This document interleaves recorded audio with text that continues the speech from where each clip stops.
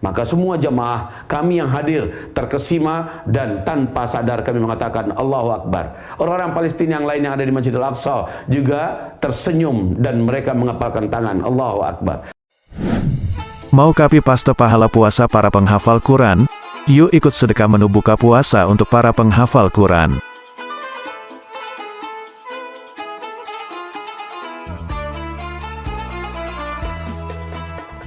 Assalamualaikum warahmatullahi wabarakatuh. Alhamdulillah bi ni'matihi tatimmus salihah. Assalatu wassalamu ala Rasulillah sallallahu alaihi wasallam.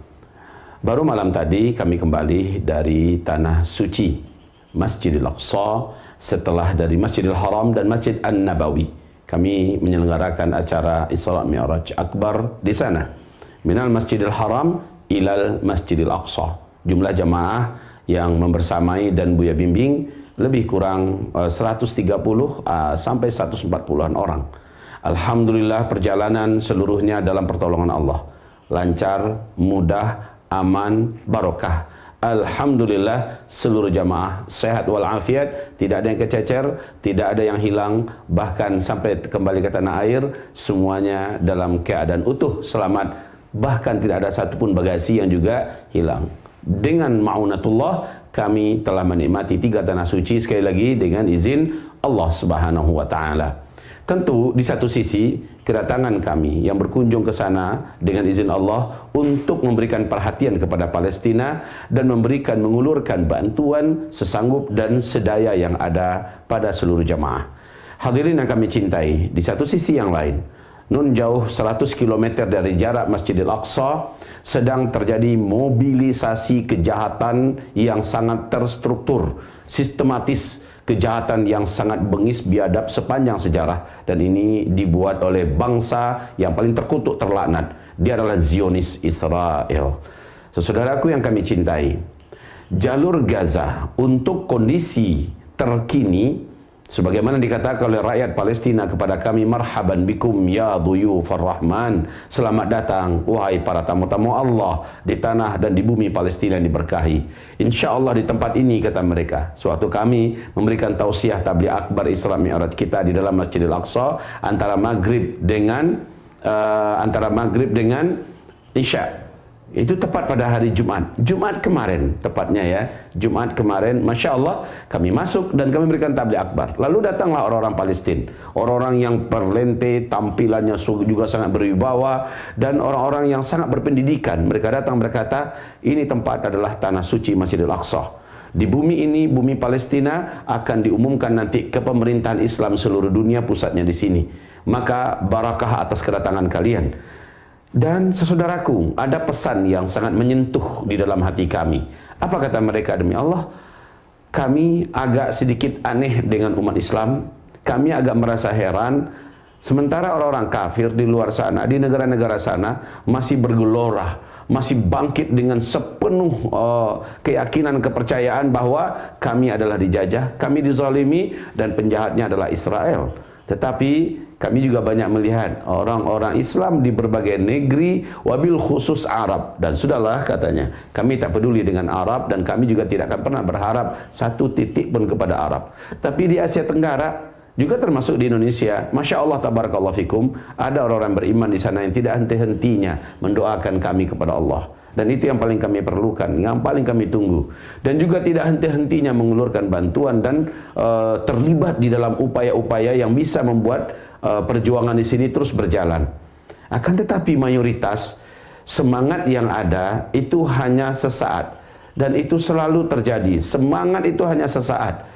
Walaupun sesaat itu sudah jauh lebih baik daripada tidak sama sekali. Dan ini benar, wahai saudaraku. Sama dengan dikatakan oleh Ustadz Muhammad Hussein Gaza di waktu kita podcast dengan beliau di Pekanbaru kemarin, beberapa waktu yang lalu, di mana beliau mengatakan sangat disayangkan semangat kita di Indonesia ini, semangat kalau kata orang Padang, ange-ange ciri ayam. Apa itu ange-ange ciri ayam? Hangat-hangat tahi ayam. Hangatnya, panasnya cuma sesaat, sementara saja. Lalu habis itu mendingin lagi. Padahal kasus dan peristiwa yang terjadi di Palestina ini tidak pernah redup, tidak pernah padam. Bahkan makin ke sini makin bertambah sengit, makin bertambah dahsyat, makin bertambah pilu, dan makin bertambah dalam luka yang kita saksikan pada hari ini. Bahkan seperti malam kemarin dan beberapa hari ini, belakangan ini, di mana Israel menyempurnakan kejahatannya. Betul, informasi yang paling membahagiakan kita adalah jalur Gaza hampir keseluruhannya, dari pertengahan jalur Gaza sampai ke bagian utara, sampai kota Gaza dan bagian ujung dekat Zekim dan Bet Yam, ini seluruhnya benar sudah dikuasai kembali oleh pemerintahan Islam yang ada di sana, yang dikepalai oleh Hamas dan fraksi-fraksi jihad lainnya. Dan IDF sudah enyah hengkang. Tetapi di jalur Gaza bagian selatan, di mana dari awal-awal peperangan IDF yang terlaknat, tentara Israel yang terkutuk, mereka telah menghalau dan mengusir seluruh warga jalur Gaza yang ada agar mereka menyingkir dari jalur Gaza utara menuju ke selatan. Setelah hampir mayoritas orang-orang yang lemah-lemah berkumpul di jalur Gaza bagian selatan yang dekat dengan kota Rafah, mereka bombardir, mereka serang. Bahkan 65% pengeboman dan pembunuhan terjadi di jalur Gaza bagian selatan. Sementara bagian jalur Gaza bagian utara sampai kota Gaza ini semuanya sudah disisir habis oleh para mujahidin, dan pemerintahan telah mulai berjalan dengan normal kembali. Walaupun hari ini sudah tidak ada apa-apa lagi kecuali hanya puing dan reruntuhan yang tersisa. Masjid-masjid habis. Rumah-rumah sekolah sudah tidak ada. Bangunan-bangunan hampir rata seluruhnya dengan tanah. Kerjaan berat mereka menanti adalah membersihkan semuanya. Akan tetapi di bagian jalur Gaza bagian selatan masih banyak manusia, di atas angka 1 jutaan. Dan ini tumpang tindih, tumpang tumplak dia berada di jalur Gaza, dan mereka dipaksa pada saat ini oleh tentara IDF yang sudah kalah perang bersama Hamas, dan mereka mengkonsentrasikan semua kekuatannya untuk memaksa rakyat sipil yang ada agar mereka berkumpul di kota Rafah. Kota Rafah ini, saudaraku, bersebelahan langsung dengan Mesir. Ini ada border yang bantuan-bantuan kemanusiaan itu masuk satu-satunya hanya lewat sini lagi yang ada. Kemungkinan itu hanya masuk lewat sini. Dan ini kami lewati kemarin persimpangan dari Teluk Aqabah ya, yang ada di Sinai. Kami bertolak bertemu dengan persimpangan menuju ke Teluk Aqabah, ke border Rafah ini. Hanya 100 km juga. Sangat dekat sekali, sehingga istri Buya berkata, sudah nggak sangat dekat tempatnya, ayo kita ke sana. Jamaah juga meminta, ayo kita lihat ke sana, kita tolong saudara kita. Yang nggak bisa, karena ada dua negara, yang satu negara penjahat Mesir, yang satu negara penjajah Israel. Intelijennya saling kerjasama dengan apik dan unik ya. Mereka bertekad tidak ada yang boleh masuk kecuali orang-orang yang sudah ditandain, orang-orang yang memang tidak akan pernah lagi bisa masuk ke sana untuk kali kedua ya, bagi bantuan kemanusiaan yang ada, kecuali di bawah payung dan perlindungan PBB. Saudaraku yang kami cintai, di sana rakyat muslimin musliman, mukmin mukminat jalur Gaza yang bagian selatan yang sudah berkumpul di sana diusir untuk keluar dari jalur Gaza yang bagian selatan agar masuk ke Mesir. Mesir berkata, no, tidak boleh masuk. Ya, siapa yang masuk kami umumkan perang ya. Dengan cara ini secara tidak langsung sebenarnya ada pesan, mati ajalah kalian di sana hai orang Palestina, jangan coba-coba masuk ke negeri kami Mesir. Dan dengan ini Mesir juga mengancam Israel ya, apakah ini ancaman sesungguhnya atau ancaman untuk cari muka? Kalau ada orang Palestina yang masuk ke Mesir, kami akan serang kalian, kata Mesir kepada Israel. Padahal kita tahu Mesir selama ini sangat gentar dan ketakutan dengan Israel, sebab dulu Mesir termasuk yang berhasil dikalahkan oleh Israel saat perang selama 6 hari melawan Israel, bergabung beberapa negara Arab termasuk Mesir. Baik, saudara-saudaraku yang tercinta, kemarin ketika Israel mempersilahkan bantuan kemanusiaan dalam tronton-tronton yang berbaris-baris rapi masuk ke dalam, apa tekanan yang diberi oleh Israel, dan ini kejahatan yang mereka framing kembali ya. Kejahatannya adalah dipersilakan masuk tapi tidak boleh ada yang berhenti. Siapa? Mobilnya nggak boleh berhenti, sopirnya nggak boleh nekan gas. Walaupun perlahan-lahan ya, dengan kecepatan mungkin 10 km per jam, 5 km per jam harus tetap jalan. Tapi dalam todongan para sniper Israel, kalau ada sopir yang berani berhenti, maka mereka akan ditembak sopirnya, mati di tempat. Sementara pengambilan atau penyaluran bantuan kemanusiaan ini tidak boleh dalam kondisi disampaikan ke tempat atau berhenti di tempat lalu dibagi-bagikan, nggak boleh.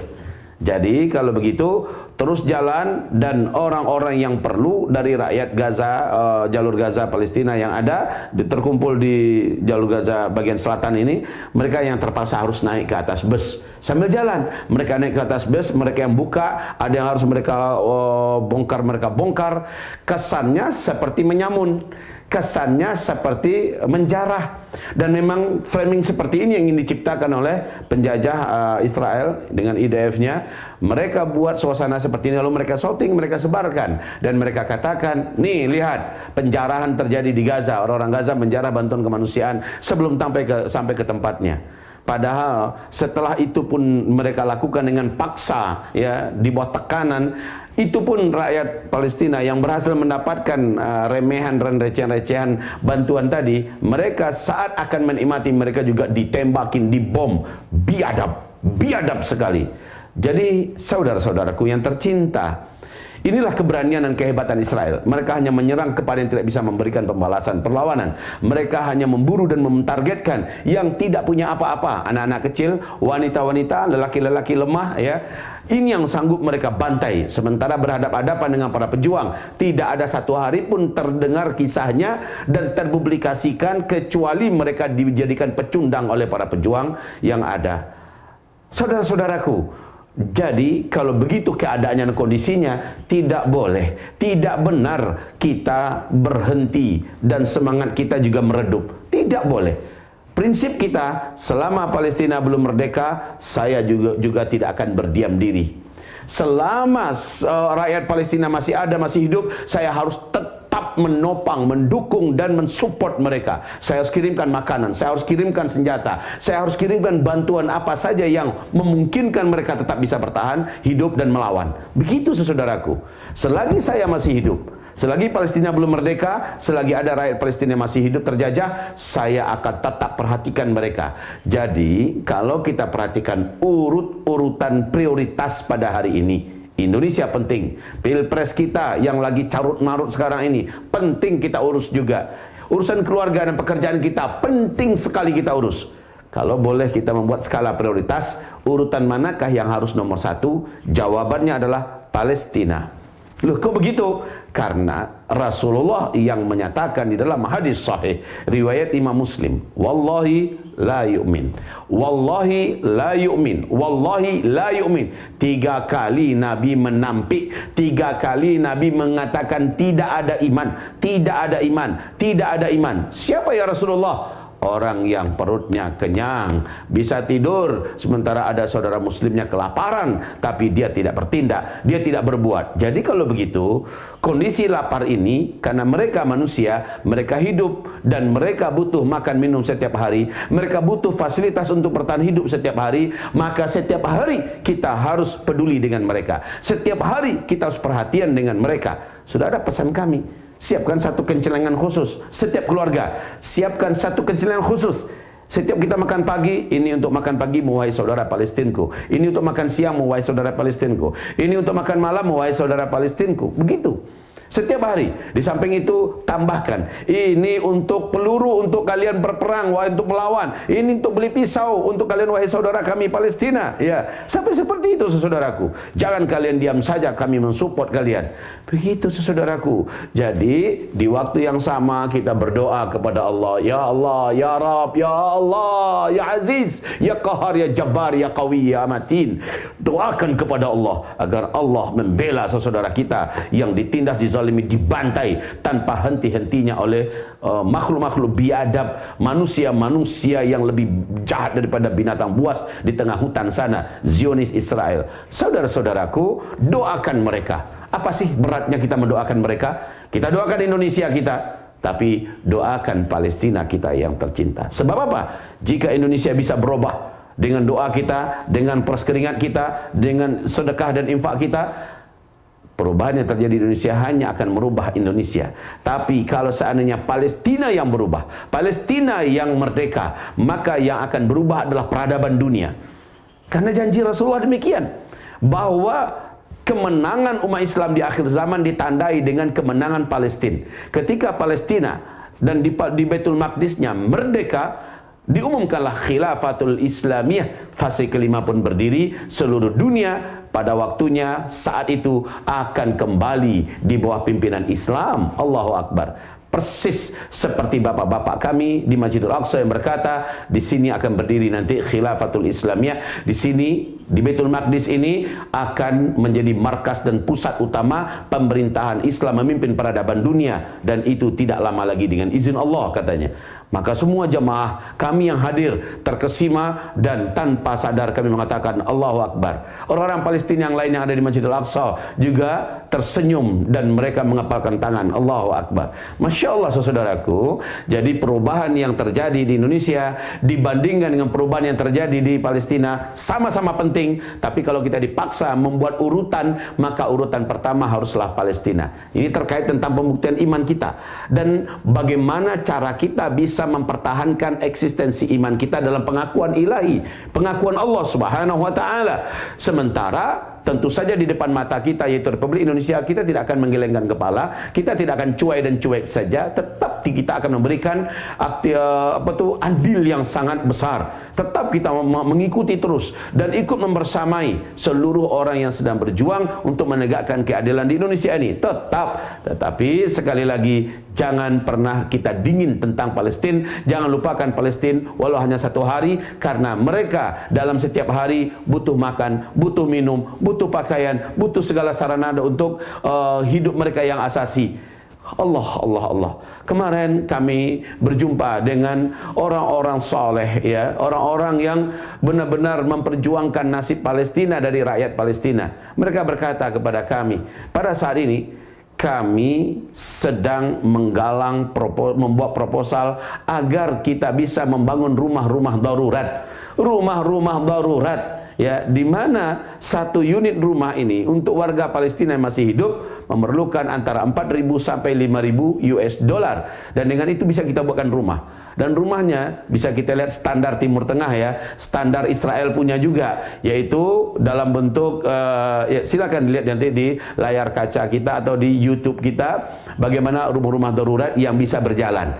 Dan ini dibuat oleh Israel awal mereka membuat perumahan ilegal mereka waktu awal mereka menguasai dan menjajah Palestina. Saudara yang tercinta, jadi kalau begitu jangan pernah dingin.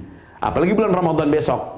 Maksimalkan, totalitaskan kita untuk membantu saudara Palestina kita. Di samping kita memperhatikan Ramadan kita. Tentu saja bulan Ramadan bulan sedekah, bulan puncak amal, bulan infak, bulan wakaf, bulan mengeluarkan zakat. Maka keluarkanlah itu semua. Ada peruntukannya buat Palestina, ada peruntukannya buat tanah air kita. Ya, termasuk menyantuni pondok-pondok pesantren, memberikan berbuka dan sahurnya saudara kita anak yatim piatu, ya, dan juga memberikan support dan kepada kaum muslimin yang membutuhkan berbuka dan sahur dalam safar dan sebagainya, sebagaimana kami mengelola dalam Uzma Care. Jadi jangan pernah berhenti, ya. Kita prioritaskan saudaraku, sahabatku, Palestina dinomor satukan. Palestina menjadi prioritas kita. Palestina adalah nafas hidup kita. Palestina adalah segala-galanya, di depan segala-galanya kita punya. Jadi mudah-mudahan Palestina tidak membeku di hati kita, Palestina tidak pernah hengkang dari lisan dan bibir kita, dan Palestina tidak pernah berhenti dari peras keringat kita, dari saku kita. Palestina urutan nomor satu sampai kita wafat atau sampai Palestina merdeka. Baik, semoga bermanfaat nasihat tausiah kami ini dalam menyambut Ramadan. Kita bakar semuanya, bakar semangat iman kita. Kita tahu hampir seluruh kita mengalami masa-masa pahit saat ini. Kita tahu harga-harga pada naik. Kita tahu ekonomi kita sedang carut marut, ya, sedang pahit-pahitnya. Tetapi kita juga tahu, bukankah Allah menjanjikan keampunan yang sempurna? Bukankah Allah juga menjanjikan surga yang maha luas hanya untuk orang yang bertakwa di surah Ali Imran ayat 134. Di 135-nya Allah mengatakan, siapakah orang-orang yang berhak mendapatkan semua keampunanku? Siapakah orang-orang yang berhak mendapatkan surga Allah yang maha luas? Yaitu orang-orang yang berinfak, tetap berinfak walaupun ekonominya sedang pahit, ekonominya sedang jatuh, sedang terhempas, dia tetap berinfak. Bantuan kita untuk Palestina, maka itu adalah infak fi sabilillah. Barakallahu fikum. Bersama dengan Uzma Care, bersama dengan NGO mukmin yang amanah lainnya, kita membersamai perjuangan saudara kita dan perpanjangan hidup saudara kita di jalur Gaza Palestina secara umumnya dan Palestina secara umum. Barakallahu fikum. Hayanallah wa taqabbalallahu minna minkum. Assalamualaikum warahmatullahi wabarakatuh.